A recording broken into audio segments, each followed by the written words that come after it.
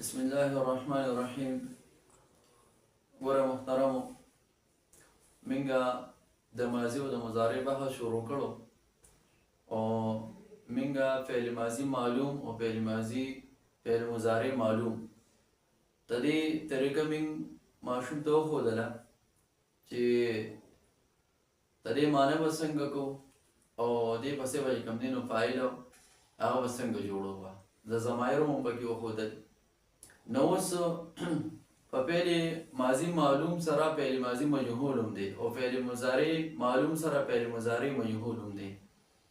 نو ماشوم ته به وایي ګوره چې دا کم ضمایر موږ وویل دا په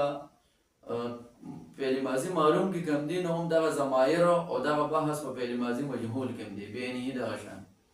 صرف البته دومره دا چې په معنی کې یې لږه تبدیلي راځي. لکه ماشوم ته به موږ داسې ووایو چې ګورې کله موږ د معلوم معنی کوو نو هغې کې دا فاعل معلوم وي، او چې کله موږ د مجهول معنی کوو د فعل مجهول معنی کوو نو په هغې کې دا فاعل چې کوم دی نو دا مجهول. لکه مثال به ورته دلته کې موږ ورکړو چې خلا داخل کړی شوی وو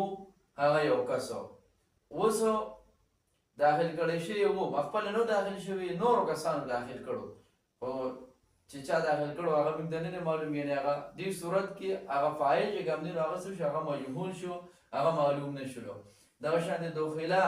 داخل کړی شوي وو هغې دوه کسانو، او داخلو داخل کړی شوي وو هغې ټولو کسانو. داخله داخله کړی شوي وو هغه یوه زنانه، او داخله داخل کړی شوي وو هغې ټولې زنانه. نو په دې طریقې سره کوم دی نو ماشوم ته موږ څه وکړو، د معلوم نه د مجهول د معنی هغه طریقه به ورته وښیو، او دغه شان چې کوم دی نو دا معنی به ورته په مضارع کې مو وښیو چې یدخلو داخلولی بشیر هغه یو کس و، یدخلانې داخلولی بشیر هغه دوه کسانو. په دې طریقې سره د یوغون باب دا معنی به بیا ماشوم ته موږ څه وکړو، دا ورته وښیو. خو چې کله ماشوم موږ د فعل ماضي مجهول په معنی باندې پوه کړو، دی په دې کې ډېر واړو او ده ته به دا معنی بار بار وکړو چې دې په معنی کې روان شي چې د معلوم او د مجهول دا معنی د ماضي او د مضارع د دواړو د وپېژني. طریقة الاسراج یوساني کې ډېر ښکلي مثالونه سبقونه په دې باندې راوړي دي، په هغې کې به ماشوم چې کوم دی نو څه چې هغه به پکې وچلوي. بیا به د هغې نه پس تاسو دې ماشوم چې کوم دی نو دغه ته راولئ، ترکیب ته راولئ، یعنې په الفاظو کې ورته ووایي چې بچي ته د فعل معلوم نه فعل مجهول به څنګه جوړئ، نو دې ته بیا راولئ، ورته یې ګوره بچي دلته کې دا فعل معلوم دی. لکه کتب الاستاذ الدرس، وایي د دې معنی موږ داسې کوو، کتبه لیکلی وو الاستاذ الدرس سبق، استاد سبق لیکلی وو، نو اوس الاستاذ فاعل شو، الدرس مفعول به شو. دا کتبه چې کوم دی نو دا فعل معلوم دی. اوس دا فعل معلوم چې موږ فعل مجهول داړو نو څه به وکړو، نو ده ته به ووایو چې تبدیلي به موږ دا وکړو چې په دې کې دا فاعل کم دی، په دې فعل معلوم کې دا فاعل چې کوم دی نو دا به موږ څه کړو، دا به موږ حذف کړو، دا به موږ د منځه ویښ کړو، او دا کتبه دا معلوم چې کوم دی نو دا به مجهول ته واړو، یعنې کتبه نه وکړو دی به جوړ کړو. او دلته کې دا الدرس دا مفعول به چې کوم دی دا به موږ قایم مقام د فاعل کو، یعنې دا به موږ د فاعل په دې ځای باندې راولو چې څنګه فاعل مرفوع دی دغه شان دا مرفوع وایو. نو دلته دا کتبه نه به څه شي، د معلوم نه به مجهول شي، کتبه به شي. الاستاذ دا د منځه چې کوم دی نو څه شو، حذف شلو، دا محتم کو، او دا مفعول به چې کوم دی نو موږ د فاعل ځای ته راوستلو، دې ته به موږ څه ووایو، نایب فاعل به ورته ووایو. نو دغه به څنګه شلي، سبق به کتبه درسو، نو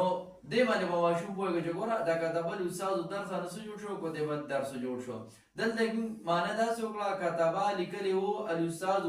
درس سبق، دلته کې به څه معنی ورته وکړو چې ګورې کتبه لیکلی شوی وو الدرس سبق، اوس لیکلی شوی وو چې چا لیکلی دی هغه د منځه ختم شي، چې استاد لیکلی دی، طالب لیکلی دی، هغه فاعل چې کوم دی نو پکې څه شلو، هغه حذف شلو. او دې ته به موږ څه وایو، دا کم مفعول به چې موږ نه دې ته د فاعل په ځای باندې راوستلو، دې ته به موږ نایب فاعل وایو. د فعل مجهول نه پس چې کوم راځي نو هغه به نایب فاعل وي. ګورئ بل مثال ورته ورکړو، قرأ سعید الکتاب، لوستلی وو سعید کتاب، ویلی وو سعید کتاب. نو اوس ته دې معلوم نه چې موږ مجهول جوړو، نو قرأ په قرأ کې بدل کو، دا سعید به درمیان حذف کو، دا فاعل دی، او دا کتاب چې کوم دی نو دا به صحیح ځای له راولو د فایز ځای له بیا راولو نو دغه به ترکیب به څه قرئ الکتابو لوستلی شوی وو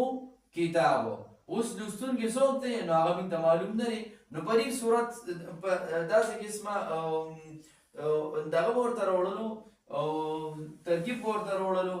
طریقة النثریه جزء ثاني کې چې کوم دی نو ورکړي دي او د دې معنی به ورته وکړو ډېر ښکلي سبقونه یې په هغې کې ورکړي دي په هغې کې دویم نمبر سبق چې کوم دی کتاب الاستاذ درس ته بهرحال په هغې کې چې څومره راغلي دي د هغه معنی راغلي دي نو د هغې نه ورته موږ د فعل معلوم نه فعل مجهول جوړ کړو په ماشوم باندې د بار بار چې کوم دی درس وکړو دا دې ورته راواړو نو دې سره به د ماشوم دا معنی چې کوم دی نو ذهن ته به راشي موږ یا سره خبره بیا داسې راشي ماشوم ته خو موږ قوانین وموښیو هغه قانون لګول هم شي دی او هغه چې کوم دی نو خو صیغه هم خو ښکلې پېژني خو چې کله د هغه نه معنی تپوس وکړو نو په معنی کې هغه بیا د ماضي او د مضارع معنی یا د معلوم او د مجهول معنی په دې کې بیا ماشوم ته مسئلې نو په ابتدا کې دا ماشوم سره وشول نو ماشوم په دې کې ډېر ښکلې روان شي نو په دې باندې ماشوم ابتدا لس ورځې کوم دی هغه چلول پکار چې صرف د ماضي او د معلوم او د مجهول د معنی چې کوم دی نو دا وپېژني